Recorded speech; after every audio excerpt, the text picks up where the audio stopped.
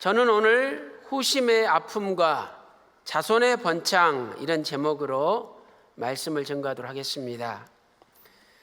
지난주에 후심이라는 인물에 대하여 살펴보았습니다.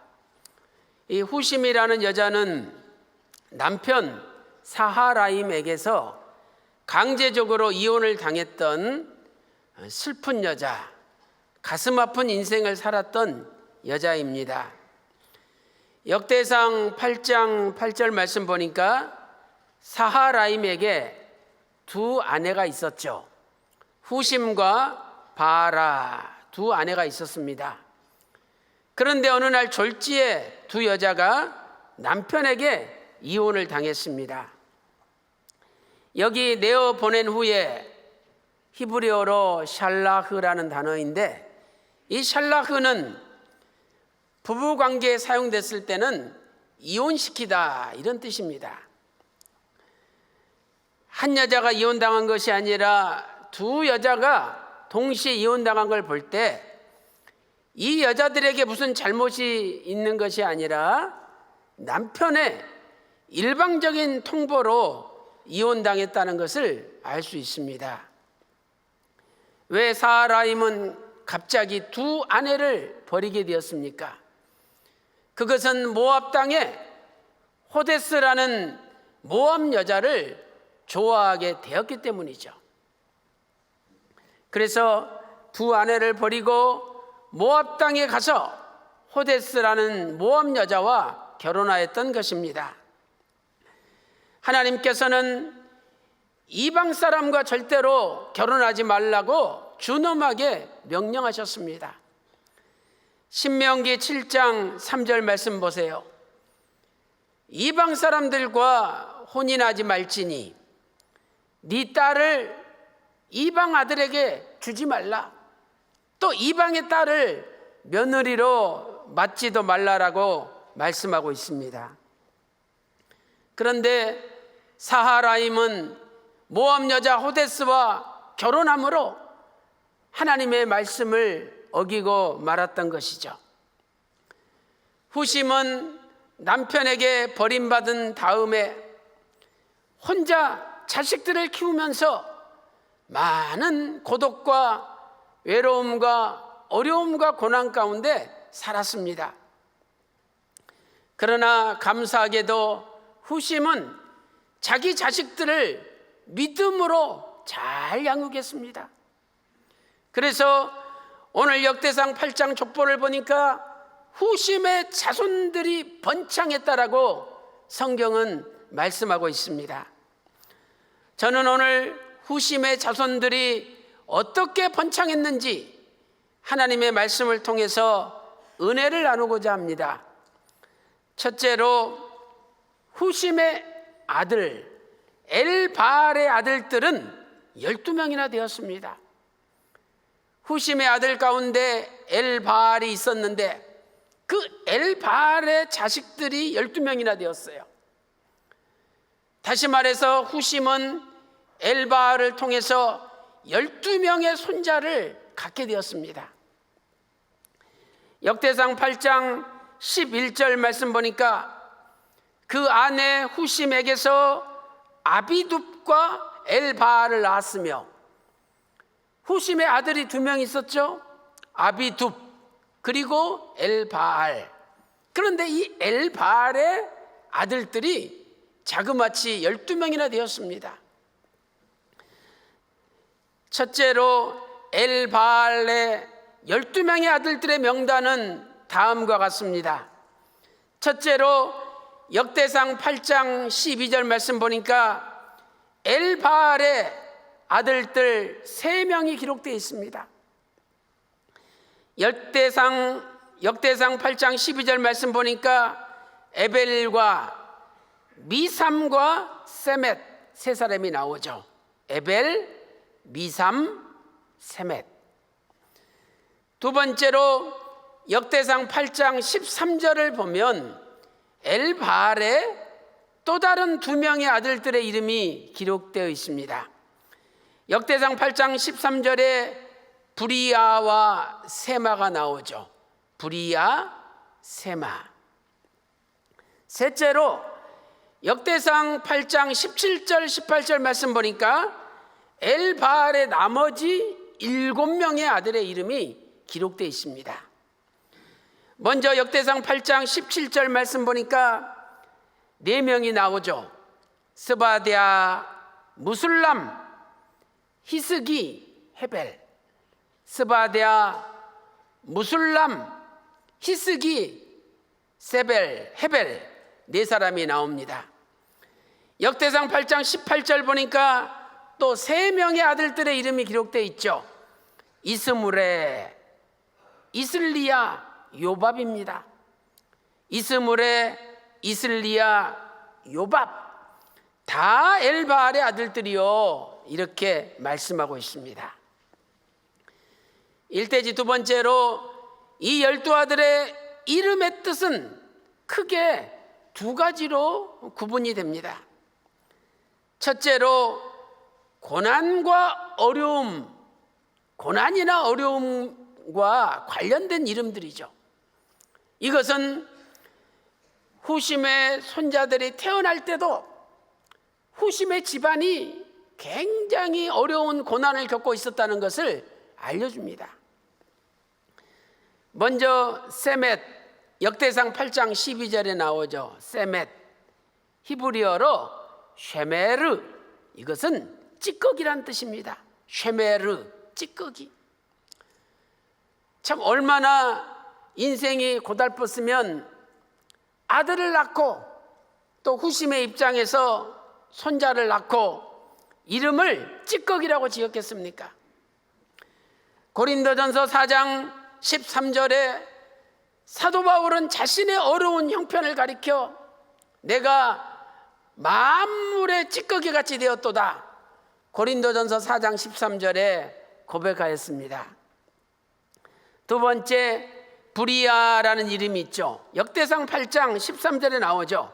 브리아, 히브리어로 베리아인데 이 베리아는 곤고한 중에라는 뜻이죠. 참 곤란하고 고생스럽고 어려운 중에 자식을 낳았다는 거죠. 12명의 아들들의 이름을 분석하면 두 번째는 하나님의 이름을 높이는 이름들이 많이 있습니다.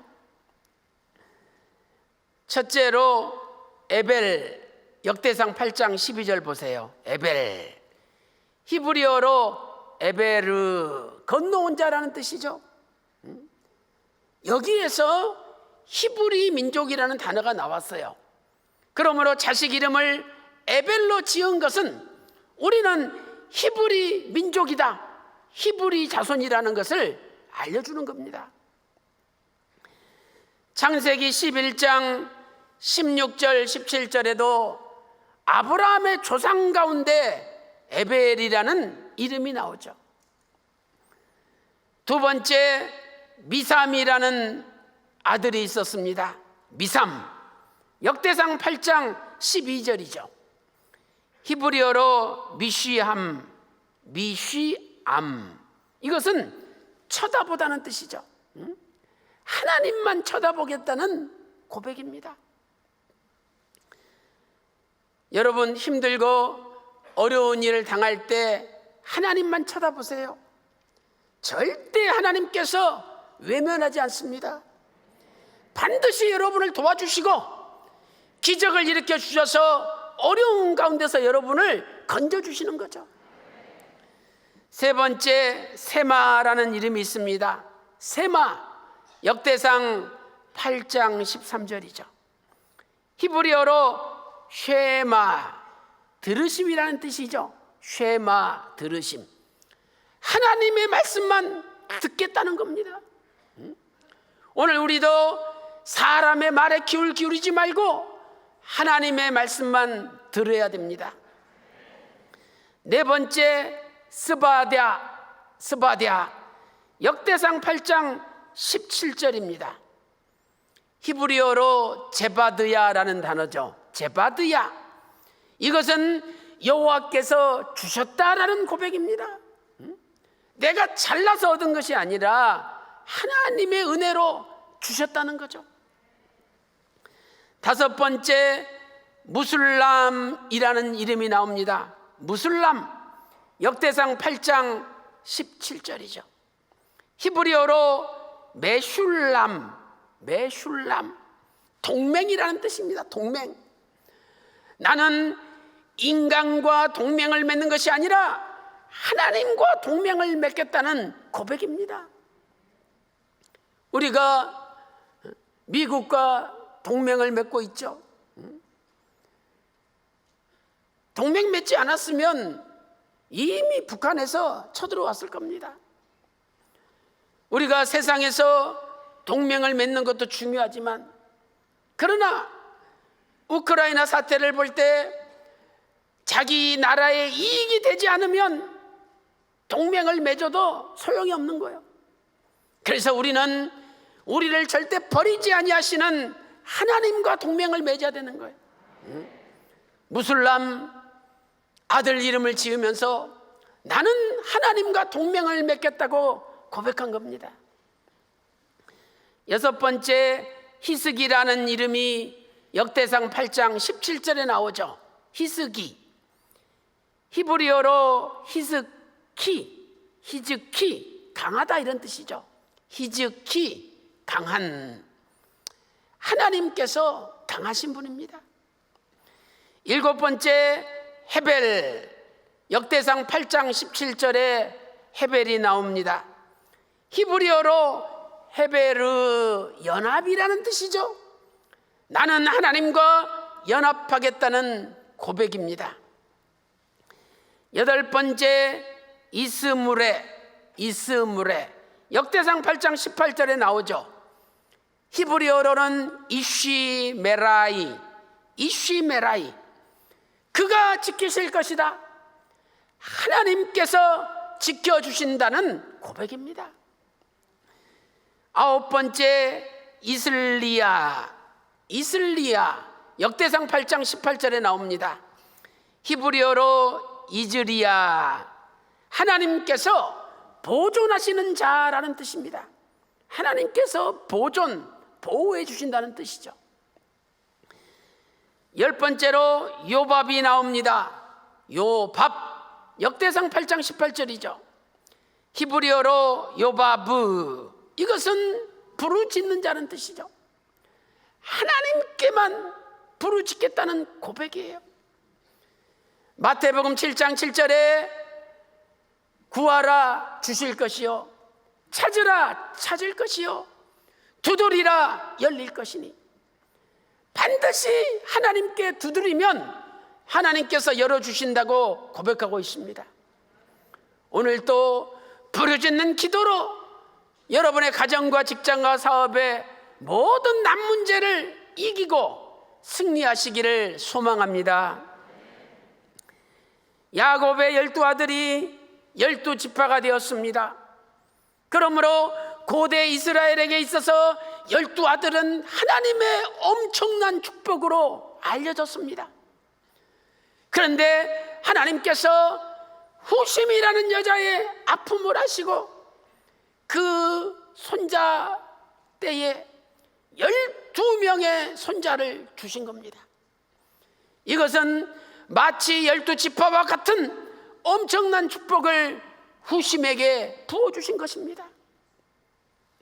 사랑하는 성도 여러분, 오늘 저와 여러분도 후심이 남편에게 버림받았듯이 이 세상에서 버림받고 만물의 찌꺼기처럼 사람들이 쳐다보지도 않고 길바닥에 지렁이처럼 흘겨 쳐다보고 사람 취급도 하지 않으며 어려움을 당하고 있지 않습니까? 그러나 낙심하지 마세요. 하나님께 끝까지 부르짖고 하나님만 의지하고 하나님만 높이면 반드시 내 아들 때에 내 손자 때에 하나님께서 큰 복을 주십니다. 오늘도 어떠한 어려움 가운데 낙심하지 마시고 끝까지 하나님 높이고 하나님께 부르짖음으로 여러분 자식들이 잘되고 손자들이 잘되는 놀라운 역사가 일어나시기를 주님의 이름으로 축원합니다. 큰 두 번째, 후심의 손자 세멧이 오노와 롯과 여러 성읍을 세웠습니다. 후심의 손자들이 잘 되는데 그 중에 세멧이라는 손자가 있었어요. 이 세멧이 오노와 롯과 여러 성읍을 세웠습니다. 역대상 8장 12절 말씀 보세요. 엘발의 아들들은 에벨과 미삼과 세멧이니 저는 오노와 롯과 그 향리를 세웠고, 이 저는이라는 단어는 히브리 원문을 보면 세멧을 수식해요. 그러니까 세멧이라는 후심의 손자가 오노라는 지방을, 롯이라는 지방을, 여러 도시를 세웠다는 거죠. 이것은 우리에게 무엇을 가르쳐주고 있습니까? 첫째로 세멧은 오노와 롯과 그 주변의 성읍을 새로 세웠습니다. 새로 개척했다는 뜻이죠. 새로 세웠어요. 옛날 예루살렘 성벽 공사를 할 때 느헤미야 3장 1절을 보세요. 대제사장 엘리야십이 양문을 건축했죠. 이 건축하다는 단어는 히브리어 바나죠. 이 바나는 완전히 새로 세울 때 쓰는 단어입니다. 예루살렘 북쪽 성벽은 수많은 대적들의 외침을 받아 완전히 무너졌습니다. 그래서 주전 444년 제3차로 귀환한 이스라엘 백성들이 대제사장 엘리야십을 중심으로 여러 제사장들이 협력하여 아예 양문을 새로 세웠습니다. 그런데 역대상 8장 12절에 세웠고, 세멧이 세웠다, 이 세웠거라는 단어도 역시 히브리어로 바나라는 단어입니다.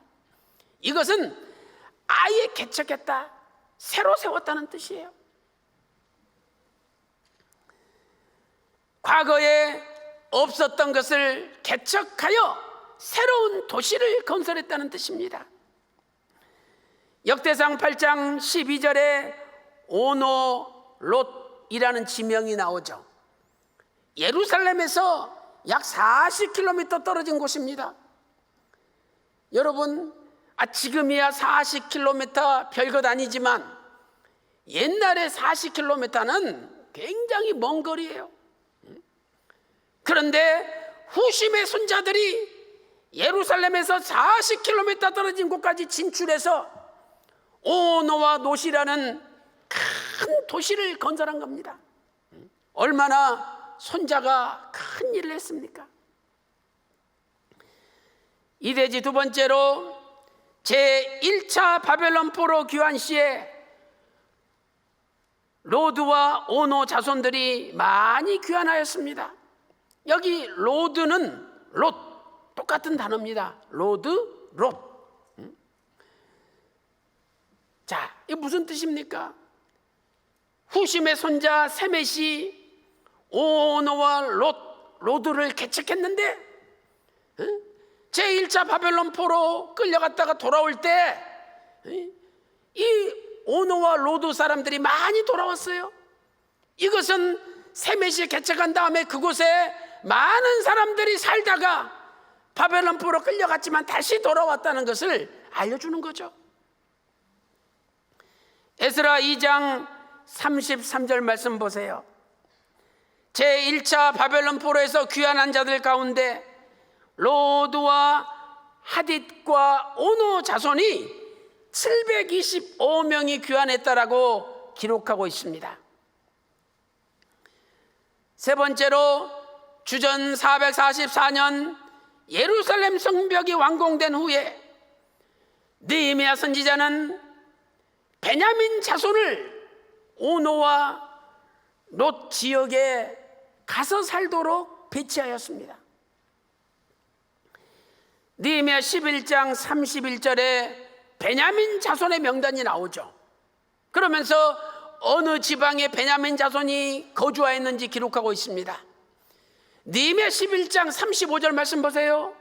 로드와, 이 로드가 롯이죠, 오노와 공장 골짜기에 거하였으며, 이렇게 후심의 손자 세мет이 예루살렘에서 40km 떨어진 오노와 로드를 개척했기 때문에 훗날 바벨론 폴에서 돌아온 베냐민 자손이 거기까지 진출해서 살 수가 있었던 것입니다. 휘선 박일식 원로 목사님께서는 구속사 시리즈 11권 하 413페이지에서 이렇게 기술하고 있습니다. 이렇듯 세 차례에 걸친 바벨론 포로 귀환을 지나고 성벽 재건과 낙성식을 마친 후 베냐민 지파는 마침내 지중해 근처까지 진출했습니다. 이는 베냐민 지파의 귀한 자 수가 많았을 뿐만 아니라 하나님께서 아브라함과 약속하신 가나안 땅을 회복하려는 열정과 개척 정신이 강하였음을 보여줍니다. 이 베냐민 지파가 오노와 로드 지방까지 진출했습니다. 이 오노와 로드는 지중해에 가까운 지역이거든요. 그래서 하나님께서 아브라함과 약속하신 그 전체 가나안 땅을 정복하기 위해서 지중해 가까운 쪽까지 진출했습니다. 만약에 후심의 손자 세멧이 로드와 오롯을 개척하지 않았었다면 후손들이 거기까지 진출할 수 없었다는 거예요. 이것은 구속사적으로 볼 때 굉장히 중요한 의미를 가지고 있는 것입니다. 사랑하는 성도 여러분, 후심은 남편에게 어느 날 갑자기 버림받고 눈물로 세월을 지냈습니다. 그러나 자식들을 믿음으로 키우고 손자들을 믿음으로 키워서 그 손자 세멧이 저 지중해 근방까지 진출해서 오노와 로드라는 하나님 기뻐하시는 도시를 건설했던 것입니다. 사랑하는 성도 여러분, 오늘 여러분의 아들, 손자 가운데 구속사 말씀을 들고 구속사 말씀이 없는 도시를 건설한다면 얼마나 하나님 앞에 칭찬받겠습니까? 바라옵기는 후심의 자손들처럼 여러분의 자손들 가운데 구속사 말씀의 지경을 넓히는 위대한 믿음의 자손들이 탄생하시기를 주님의 이름으로 축원합니다. 결론적으로 후심의 손자 브리야와 세마는 가드 거민을 쫓아내었습니다. 12손자 가운데 또 브리야와 세마라는 손자가 있었습니다. 근데 그들은 가드 거민을 내쫓았어요. 역대상 8장 13절 말씀 보세요. 또 브리야와 세마니 저희는 아얄론 거민의 족장이 되어 가드 거민을 쫓아내었더라 라고 말씀하고 있습니다. 이 아얄론은 블레셋 지방의 경계선에 있는 도시입니다. 그래서 블레셋의 외침을 많이 받았던 지역이 아얄론이죠. 후심의 손자들 가운데 브리야와 세마가 그 블레셋 지경까지 진출했다는 거예요. 첫째로 아얄론은 가나안 정복 후에 단 지파에게 분배된 지역이었습니다. 그런데 베냐민 지파인 브리야와 세마가 거기까지 진출한 거죠. 여호수아 21장 23절 24절 말씀 보세요. 또 단 지파 중에서 준 것은, 그러면서 아얄론이 나오잖아요. 그러니까 아얄론은 원래 단 지파에게 분배된 지역이에요. 근데 역사를 살펴보면 단 지파가 그걸 정복하지 못했어요. 그런데 베냐민 지파인 후심의 손자 브리아와 세마가 거기까지 진출해서 우두머리가 된 거예요. 아무나 우두머리가 됩니까? 지혜가 있고 능력이 있고 믿음이 있으니까 우두머리가 된 겁니다. 오늘 여러분의 자녀들도 손자들도 세상에서 우두머리가 돼야죠. 맨날 남 밑에서 있기보다는 우두머리가 돼서 남을 리드하고 이끌고 구속사 말씀 영광을 나타내면 얼마나 좋습니까? 그 높은 자리에 올라가 가지고 이보게 나랑 같이 우리 교회 한번 가보세. 높은 사람이라서 이야기를 안 들을 수 없어요. 그래가지고 왔는데 너무너무 은혜 받아가지고 우리 교회에 열심히 나오는 분 계시잖아요. 바라옵기는 여러분의 자녀들도 브리아와 세마처럼 이 세상에서 우두머리가 되시기를 소망합니다. 두 번째, 브리아와 세마는 가드 거민을 내쫓았습니다. 이 아얄론은 아까 말씀드린 대로 원래는 단 지파에게 분배된 지역이었어요. 그런데 단 지파가 아얄론을 정복하지 못하고 아모리 족속이 거기를 정복하고 있었습니다. 사사기 1장 14절 말씀 보세요. 아모리 사람이 단 자손을 산지로 쫓아들이고 골짜기에 내려오기를 용납지 아니하고, 얼마나 아모리 사람이 센지 단 지파는 산 위로 몰아내버리고 골짜기 좋은 곳으로 내려오지 못하도록 막았다는 거예요. 그런데 요셉 자손이 강해지면서 그 아모리 사람을 쫓아버리고 자기들의 종으로 삼았어요. 사사기 1장 35절 하반절 말씀 보세요. 사사기 1장 35절에 요셉 족속이 강성함에 아모리 사람이 필경은 사역을 하였으며 라고 말씀하고 있죠. 그러다가 이 블레셋 가드 사람들이 다시 아엘론에 쳐들어와 가지고 아엘론을 차지하고 있었습니다. 그러니 가나안 땅 하나님이 분배한 지역을 블레셋 가드 사람들이 차지를 했던 거예요. 그때 에브라임의 아들 에셀과 엘르앗이 그 가드 사람들 땅에 가가지고 짐승을 빼앗으려다가 오히려 비참하게 죽임을 당했습니다. 그 말씀이 역대상 7장 21절에 기록되어 있죠. 역대상 7장 21절 말씀 보세요. 저는 에브라임이죠. 또 에셀과 엘르앗을 낳았더니 저희가 가드 토인에게 죽임을 당하였으니 이는 저희가 내려가서 가드 사람의 짐승을 빼앗고자 하였습니다. 에브라임이 얼마나 두 아들을 잃고 슬펐던지 밥을 먹지 못하고 눈물로 세월을 지냈습니다. 그때 형제들이 와서 위로를 해준 거죠. 역대상 7장 22절 말씀 보세요.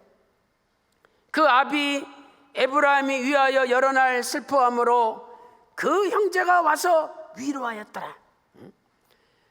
이렇게 블레셋 가드 사람들이 아엘론 지방을 점령하고 있었는데 후심의 손자 브리아와 세마가 아엘론에 가서 이 가드 사람들을 다 내쫓아버리고 옛날 에브라임이 당했던 그 원한을 다 풀어준 거예요.